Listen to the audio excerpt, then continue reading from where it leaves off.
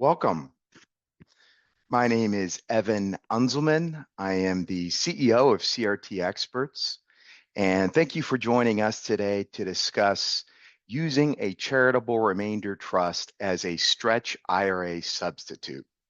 We are recording the webinar for all of our live participants. We'll get an email, should be sometime tomorrow, with a link where you can go watch a replay, parts of the webinar, whatever piques your interest here today.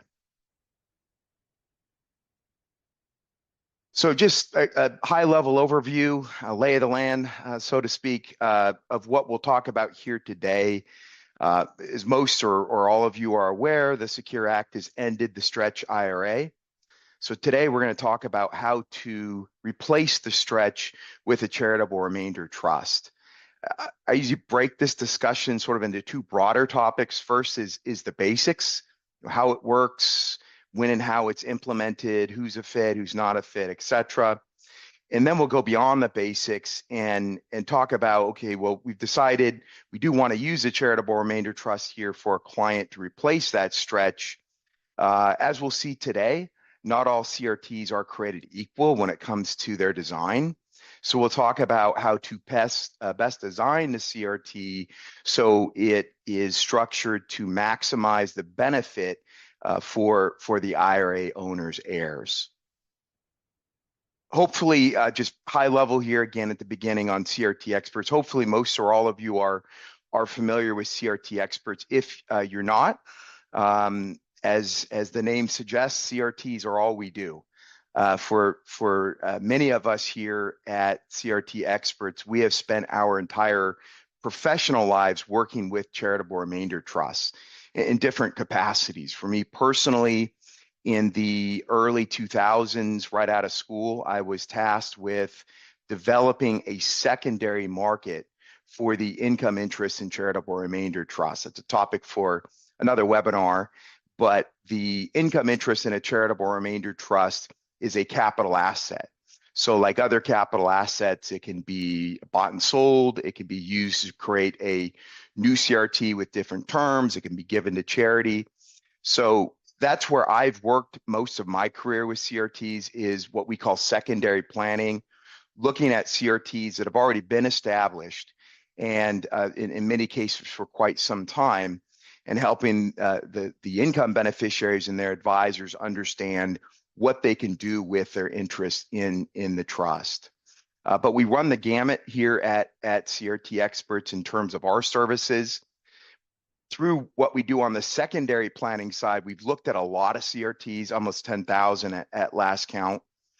And so when you look at that many CRTs, you see the really good, the okay, the bad, the ugly. And so we've turned that experience into a service line at the very front end of the CRT life cycle, designing the CRTs, working a lot with trust and estate attorneys on making sure that the CRTs are implemented, are maximizing the value for the income beneficiaries. And we'll talk a lot about that later in the presentation here today.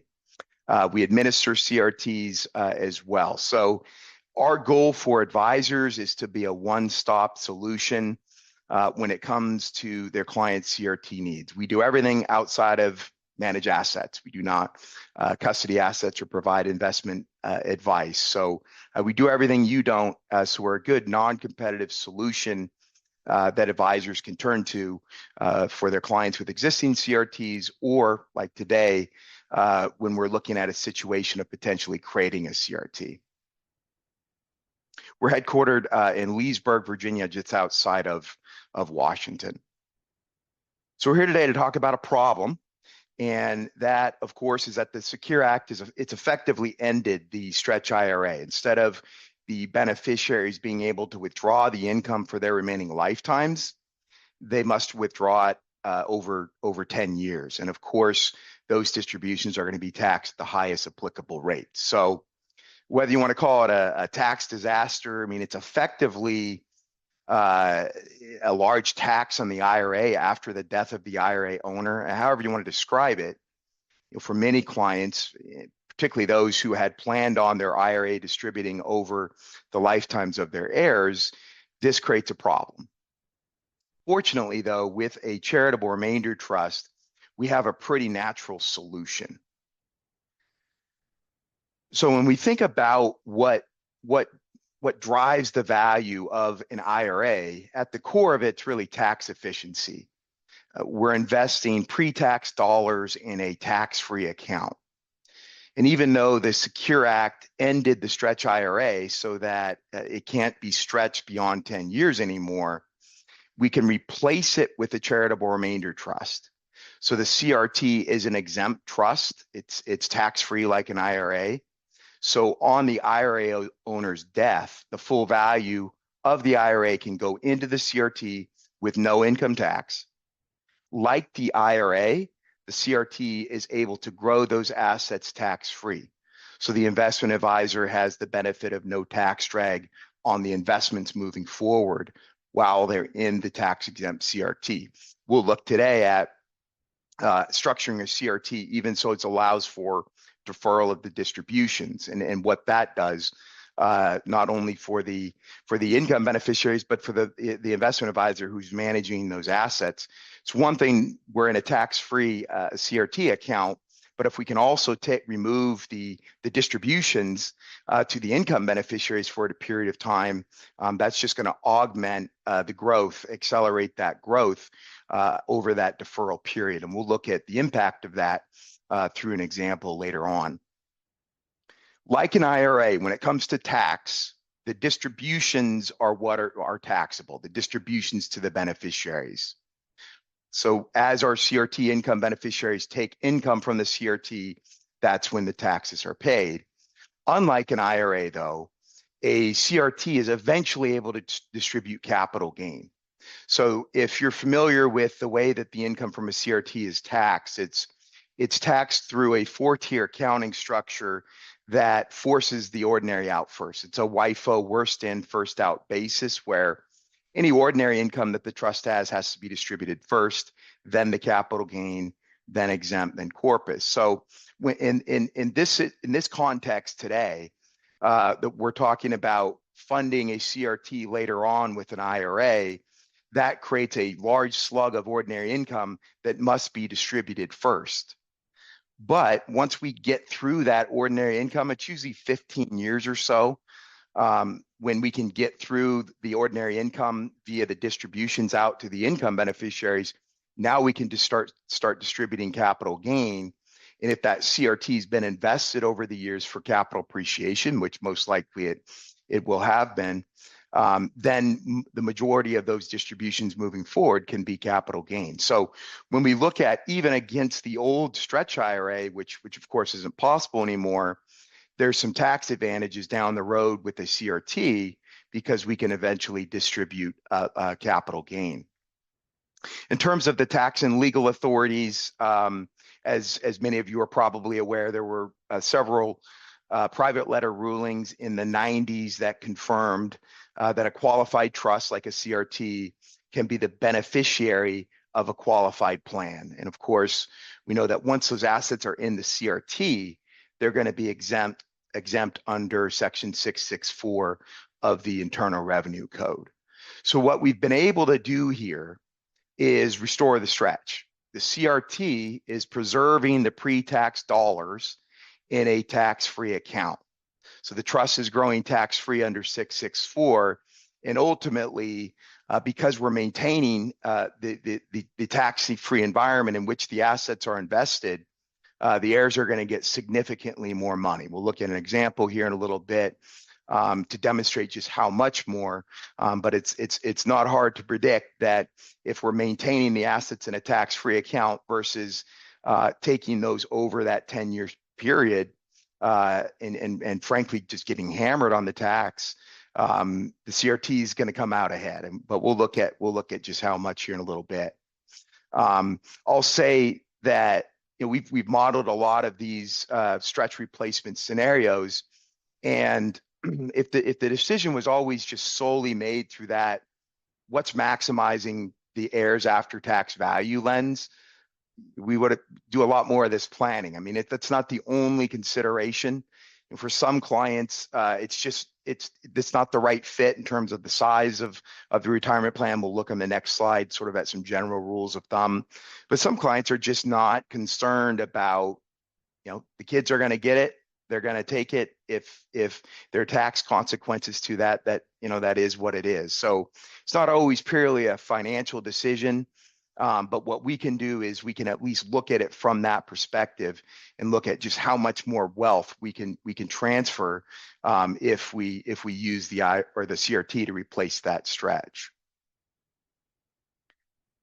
In terms of where it's a fit, where it's not a fit. So when we're using a CRT, this is a standalone entity that's taking the assets from the IRA. And so there is a requirement for trust administration. And what that does is it sort of puts a floor on where does this make sense. And generally, we would say about 500,000 or so in terms of expected IRA assets. At that point, it would make sense to set up a CRT, use the CRT, 500 to $1 million, somewhere in that range. This doesn't mean it's not a hard floor. It doesn't mean that you can't set up a CRT with less than 500,000 in assets.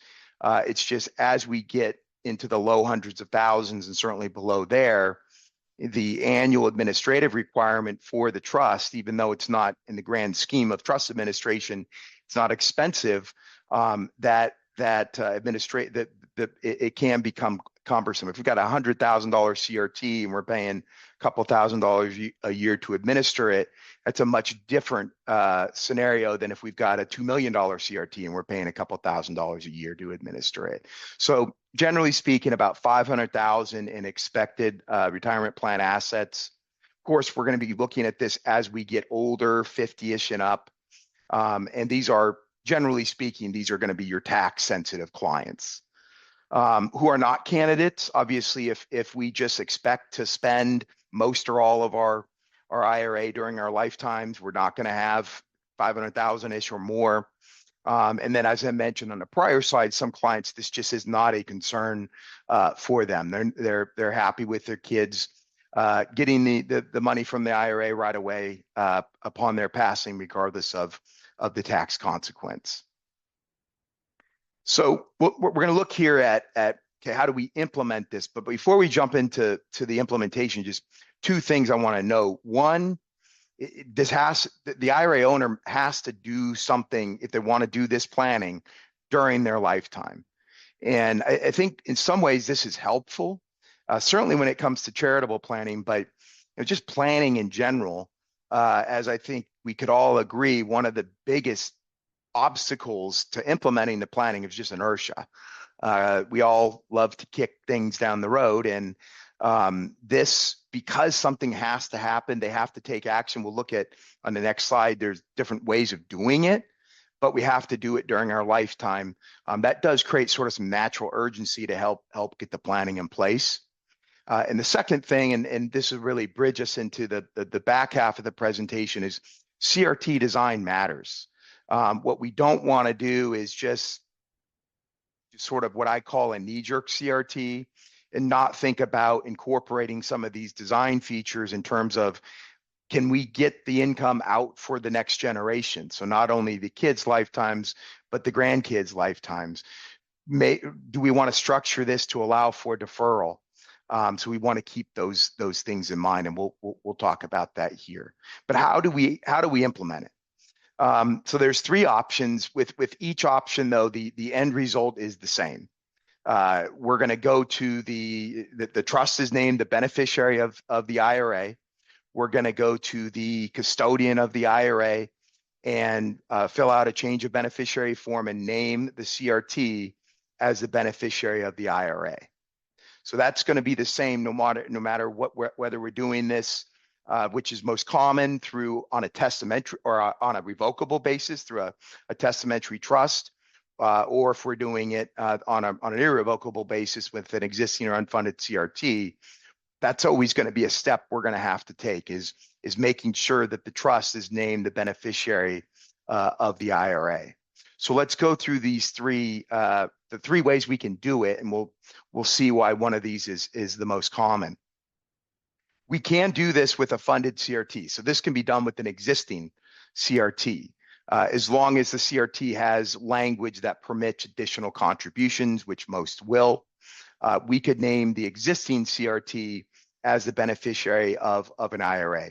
Why we don't see this is, in most cases, the existing CRT is not structured the way we would structure it in this stretch replace context. Namely, it usually does not have kids and grandkids as income beneficiaries. But if we've got the right structure of CRT, we've got a CRT that our children are already on it, we can certainly name that CRT as a beneficiary of our existing IRA. We can do this with an unfunded trust. We don't see it a lot, but it is an option. So we can create the CRT now. We can fund it nominally. And these are going to be qualified trusts as far as state statutes, but under federal statute, there's no requirement for administration, which would be a non-starter. If we had a nominally funded CRT, we couldn't afford to administer and file tax returns, but there's no requirement for that. Why wouldn't we do it? Because it's a funded CRT. The effective date has occurred. We don't have any flexibility. That's why in most cases, the way that we're going to do this is through a revocable trust or a will. And so in terms of the draft, the drafting, the design of the CRT, everything is there and in place, but we can make changes to it. So if the client decides, maybe they decide 10 years from now, they don't want to do it. They don't want to use a CRT to replace it. They can unwind it. They can undo it. If the client, more commonly, where we would see changes would be as grandchildren are born and they want to include additional new beneficiaries. As kids are married, they may want to include sons or daughter-in-laws, things like that. Because we're doing this through a revocable trust, we can make those changes because nothing is set in stone. The effective date of the trust is when it receives the assets from the IRA, when it's funded with those IRA assets. At that point, our IRA owner is deceased, of course. So this is up until death, literally. This is something that they can make adjustments to. And obviously, for most clients, that's going to be preferred. So once that is created, just like the nominally funded CRT, there's no ongoing cost for the client. Up until CRT, in this case, if we do it through revocable trust or will, up until the point that it's funded. At that point, the terms are set in stone. So we've made the decision, client or even they're interested conceptually in this concept of using a CRT to replace the old stretch IRA. So what we have to start thinking about now is, how do we design that CRT? And really the key when it comes to CRT design is maximizing flexibility. We'll talk a lot about the first bullet, the two bullets you see up here, which deferral and duration. But even at a more basic level, things like trusteeship, the charitable beneficiary, we're going to want to think about those things and make sure that the IRA owner is aware of, we can do this, we can maintain this flexibility or not. What do you want to do? Now, one of the things that is different, so if we think about, most CRT creation scenarios are, client owns appreciated property, they want to sell it, it's appreciated stock, appreciated real estate, low basis, they want to sell and diversify it. They don't want to pay the capital gain. CRT is a good solution there. They can donate the property to the trust. The trust can sell it without tax. But in that scenario, that's different than our scenario here. In that scenario, the donor is the income beneficiary. So of course, there we know that we're going to want to make sure we've got maximum flexibility for the donor.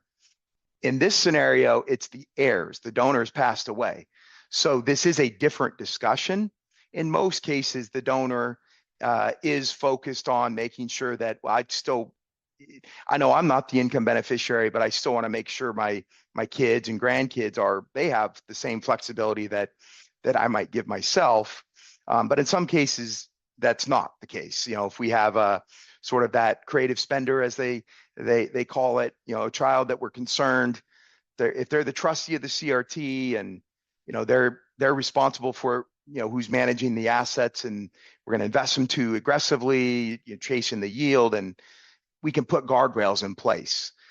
So we just need to ask those questions to the donor, to the IRA owner, when we're designing the trust. But most of the time, those are sort of those basic things, the flexibility with the charitable beneficiary and trusteeship. Those are going to be there. What we see missed a lot are these top two items, duration and deferral. And to look at those, we're gonna do two things. We're gonna wreck the case a study here. So we're gonna have two families, one that uses the CRT to replace the stretch, the other who doesn't. But we're gonna look at we're gonna use this to do two things. We're gonna look one at the numbers. So we're gonna look at, okay, if we do have a client with $1 million IRA compared to another client with $1 million IRA, same ages, what does this mean in terms of using this planning, using the CRT in terms of overall family wealth? The second thing we'll do is we'll use this where we've got a CRT here for family B, and we'll use that CRT to look at some of these design features, duration and deferral in particular. So everything's identical except for family B is going to use the CRT to take that $1 million IRA. Family A is going to withdraw it over the 10 years, and let's see what happens. So let's look at family B's CRT here. So we can see here that the spouse is named as the initial lifetime income beneficiary of the CRT. So the IRA owner's spouse. And we'll see this a lot. We'll look at deferral later, and we'll see one of the reasons why we do see this. But in a lot of cases, if the spouse is younger, we'll put them on as the initial income beneficiary. And then you can see here, so that's generation one. We then have two children in our scenario here. And then we have four grandchildren. Now we're going to use one CRT here.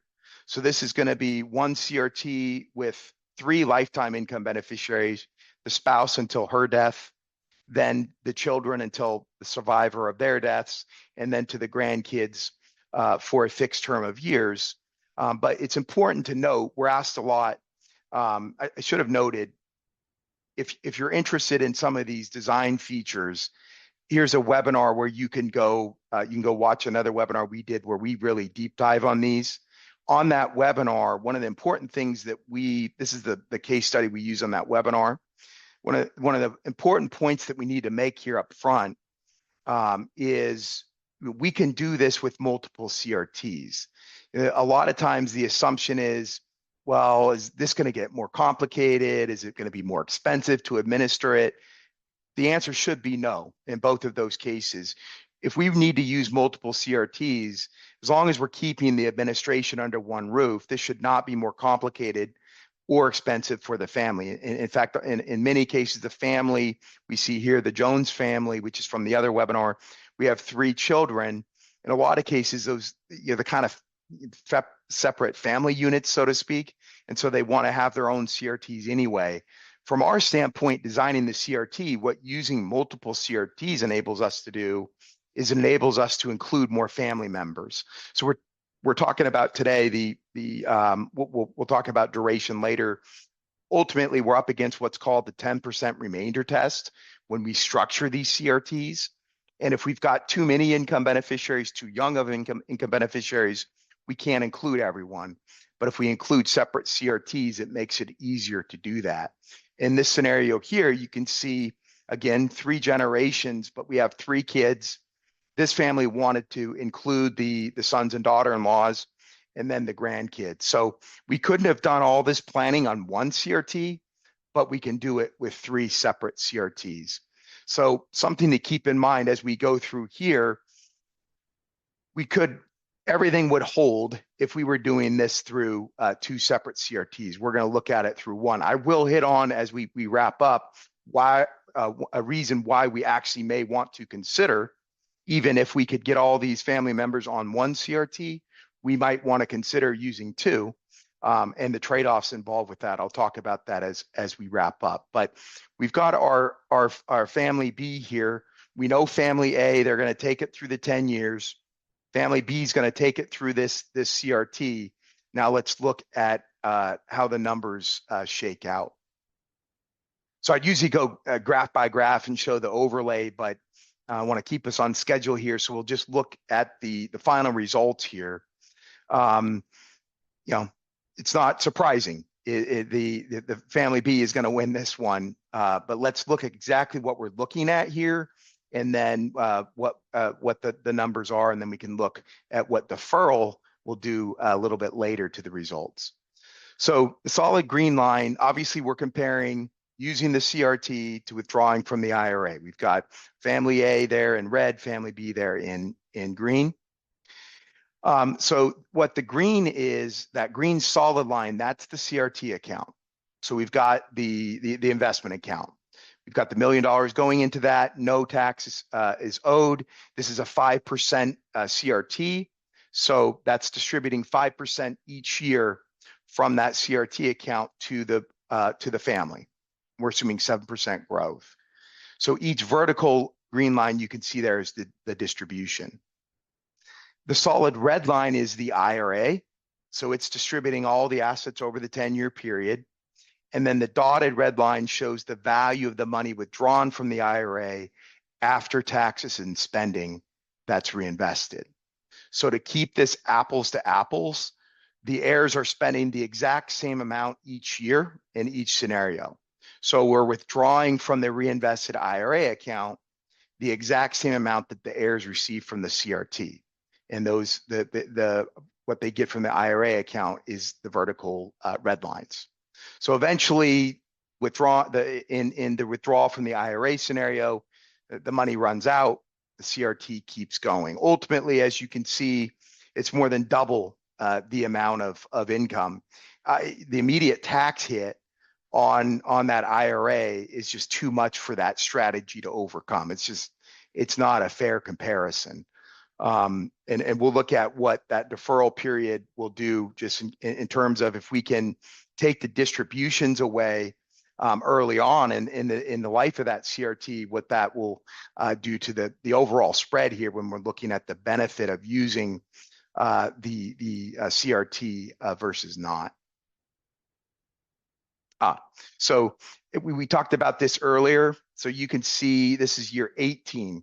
So if we can see the numbers tick up a little bit here, what that is we've gone through all that ordinary income, that $1 million that comes into the CRT from the IRA. We have to distribute all that ordinary out first before the family can get into the capital gain. And that little jump there is because this is after tax. You can see that little jump is when they're able to get into the capital gain, and it lowers the effective tax rate on the distributions.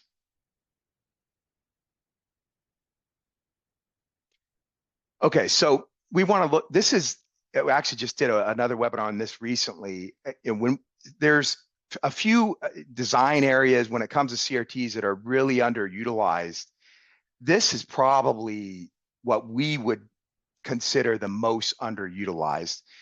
Even when we talk with very sophisticated practitioners, too often the assumption is if I set up a CRT, it's either lifetimes or a fixed term of 20 years. And certainly you could set up a CRT for lifetimes only, or you can set up a CRT for term of years only. But there's a hybrid option, what we call lives plus term CRTs, that's possible, and which allows us to accomplish our goal here. When it comes to duration, our goal is obviously we want this to pay as long as possible. And if we look right now with the IRS interest rate that we're when we're up against that 10% remainder test, most CRTs based on life expectancy should have 50 to 60 year durations on them. And we want to include as many family members as we can over that duration. So to do that, we're usually going to use this lives plus term structure. So you can see up here here's where within section 664, the subsection that allows this. But at a high level, a CRT cannot extend beyond the life or lives of a named individual or individuals or a term of more than 20 years.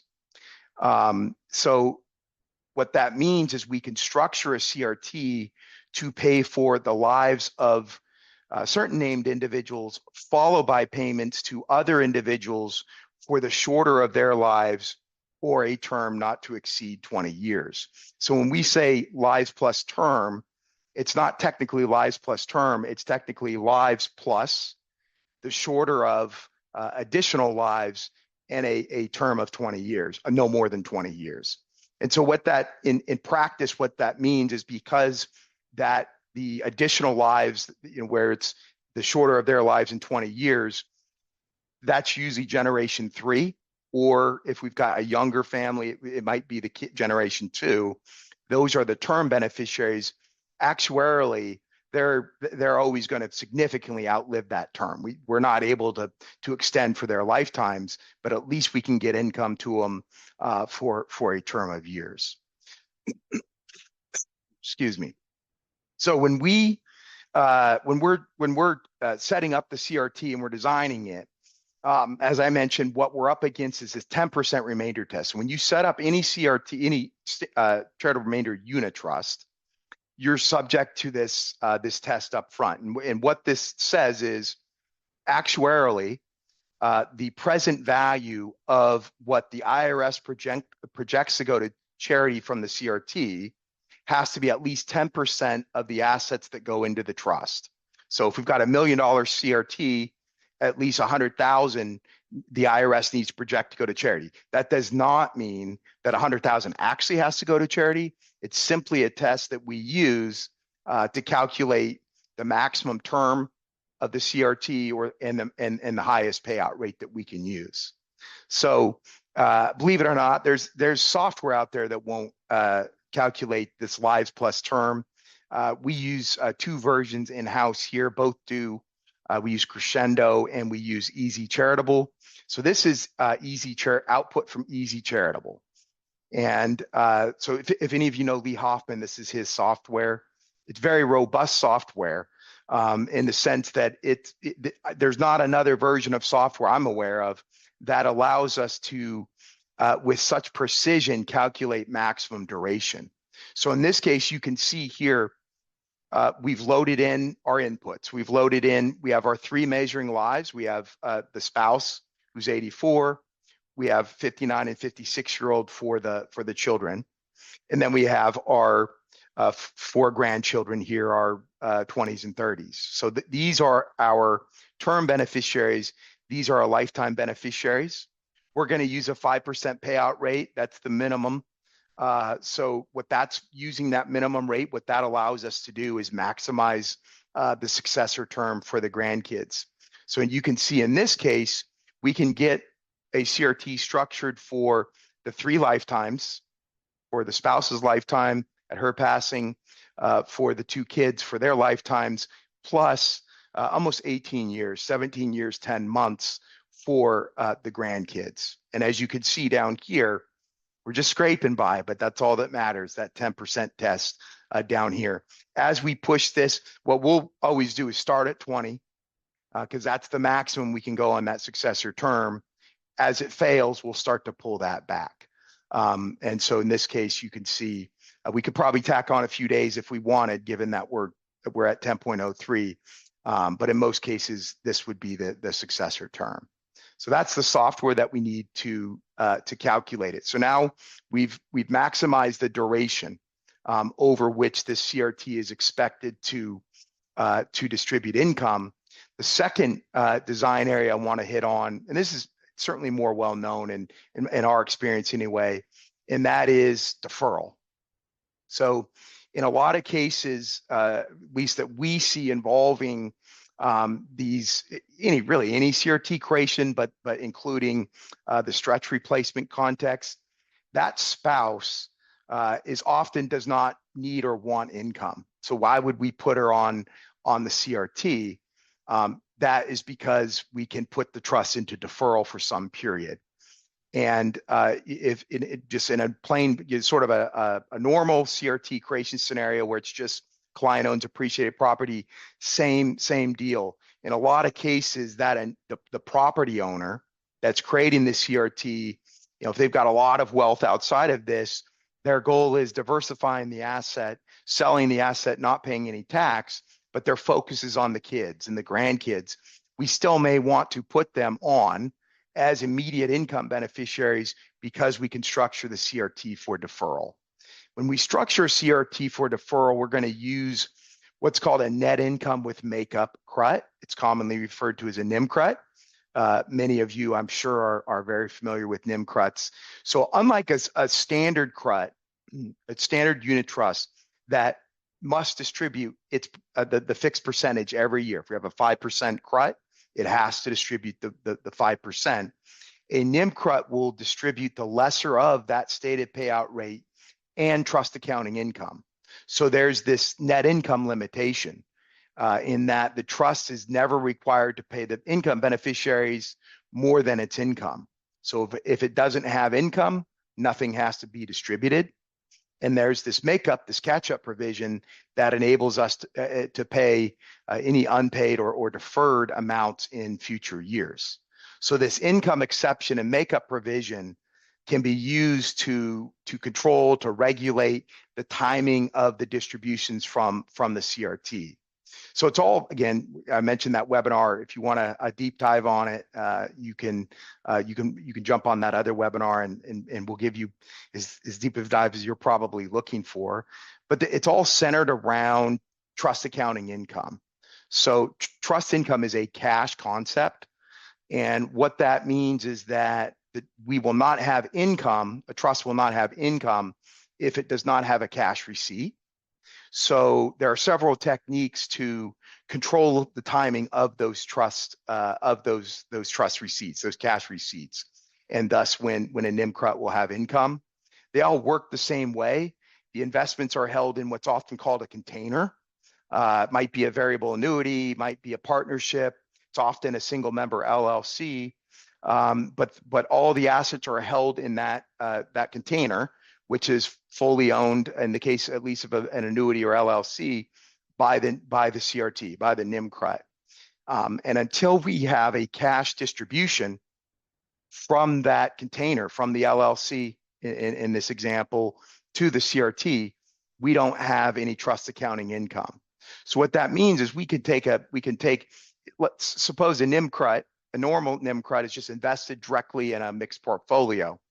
If we want deferral there, it's going to be difficult, pure deferral, because we're always going to have this leakage, interest, dividends.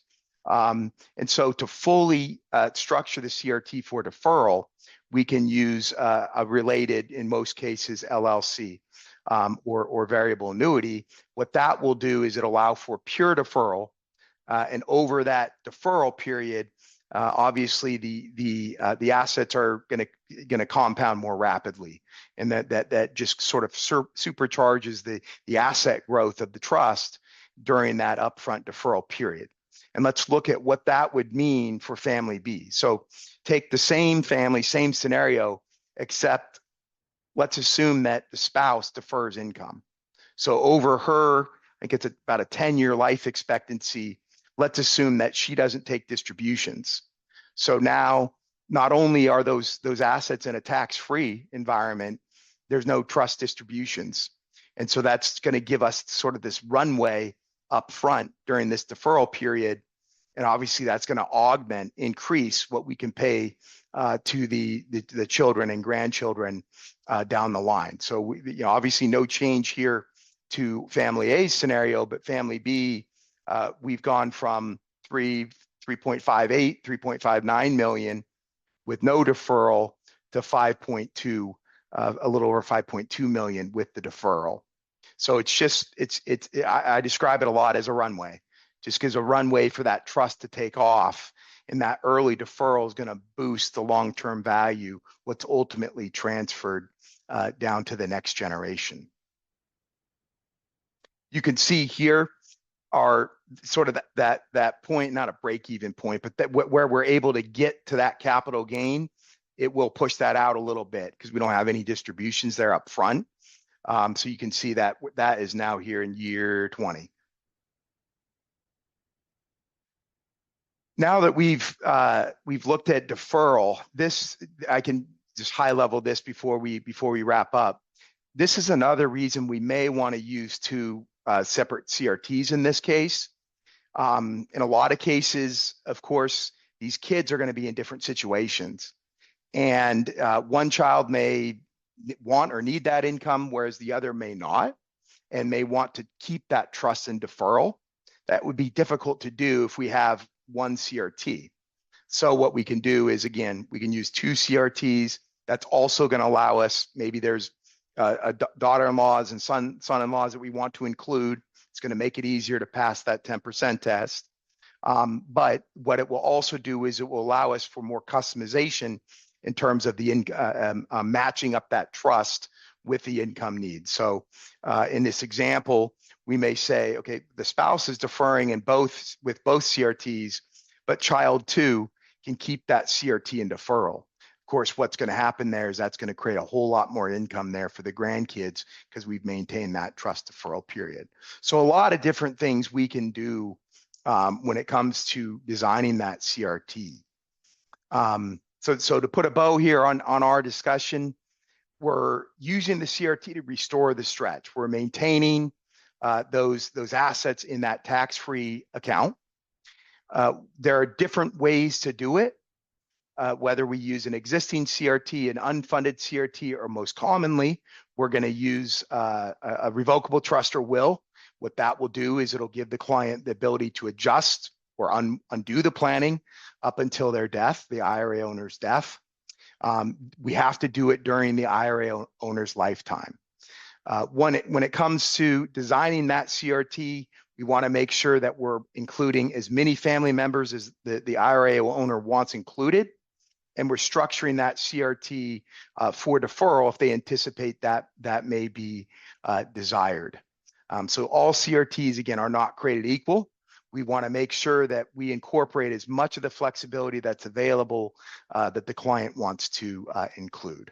So this is a great way for a client, again, who's tax sensitive, who is probably counting on their IRA being stretched through the old stretch IRA, making sure they're aware of, A, that's not possible, well, at least beyond 10 years, and making them aware of the CRT as a way to replace that stretch.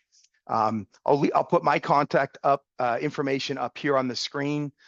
We're always happy to kick this around, obviously, but to model up front. We do not charge just to run some high-level illustrations. We just need approximate expected retirement plan assets and everyone's ages of anyone they'd want to include. We could put together an illustration that walks the client through the CRT life cycle and how those cash flows might look for their heirs. So anything CRT related, please, our goal is to be the first call when anything CRT related comes up. But anything related to what we've talked about here today, please don't hesitate to reach out. Thanks again for joining us. Hope this has been helpful. I hope everyone has a great rest of the day, rest of the week, and hopefully we'll talk to you sometime soon. Thanks again.